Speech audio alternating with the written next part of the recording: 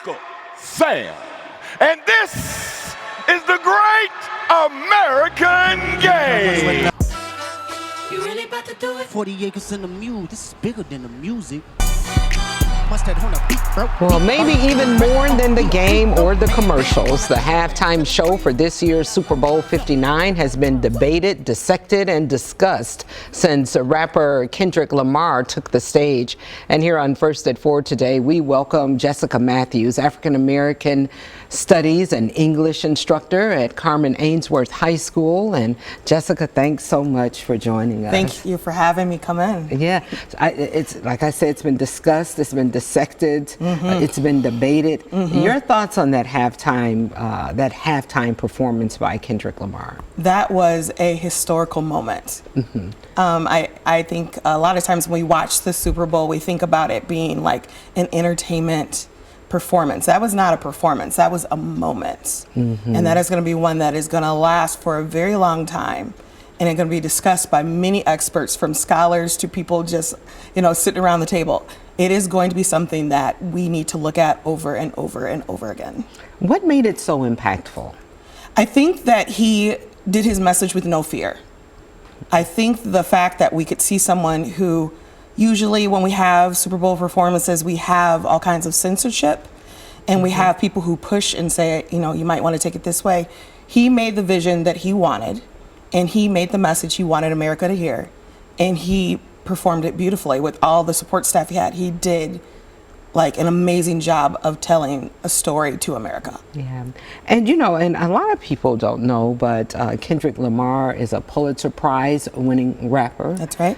He also has 22 Grammy Awards, so he's not your ordinary Not at all. Rap artist, if That's you right. will. He has ascended into some different categories aside from just his rap portfolio. Yes. And I think it was that may have been what was on display, why so many people were mesmerized by that display at the Super Bowl. Yes, I agree. It was much different than the 50-year anniversary of hip hop, which also took place on that stage a couple years ago during the Super Bowl. Also rappers, but this was just different. It was very different because we have these like cultural influencers that we see all the time that hop on stage and do the show for us. Kendrick took it to a new level. That was him cementing being a icon. Icons are people who push us towards revolution. Yeah. And so when you look, like cultural influencers, they do different things with fashion. They put things in the space where we are like, we appreciate them as entertainers. This time around, he took it and he's like, no, I'm going to be an icon. I'm going to make a call of action to this country. I'm going to celebrate blackness in all kinds of different forms. And I'm going to push us to make America better. And that is why he's an icon to me. Yeah. And so let's talk. We heard right at the top of this segment, he said, he mentioned 40 acres and a mule, that this was bigger than the music. And some people, if you read the comments online, lots of comments online all over the place, they talk about that line there being a reminder of broken promises. 100%. Is that kind of what you took that as, the 40 acre and a mule line? Yes. I had an amazing moment today with my first hour.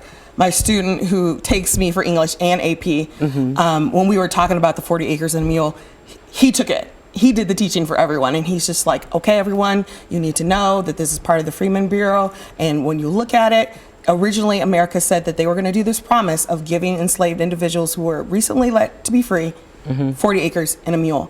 And then here comes all these different things to make sure they didn't get it. And he's like, America has consistently done that with the Black experience. I'm going to give you this, but I'm not going to give it to you. I'm going to give it to you, but I'm not going to give it to you.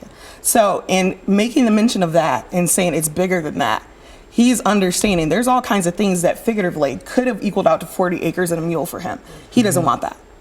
He doesn't want that. He goes, because 9 times out of 10, you're not going to give it to me anyway. I'm just going to do what I feel needs to be done in this moment.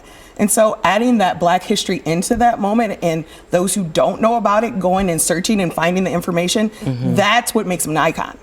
Yeah. He yeah. made people expand their minds and think about previous history, but then also think about what's going on right now. Yeah, and lastly, and quickly, a lot of people expressing discomfort in that moment, the witnessing that during the Super Bowl. Why do you think it made some people uncomfortable? I think change is supposed to be uncomfortable.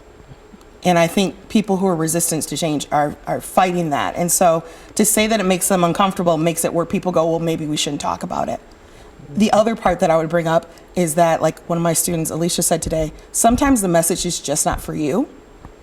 And when you find out you're not the center, it's a difficult moment for you to go, I am not the center in this moment. Maybe I need to step back, take what I can from the message, take what I can from the moment, let people celebrate, let people educate themselves, and understand that I am not the center in this conversation.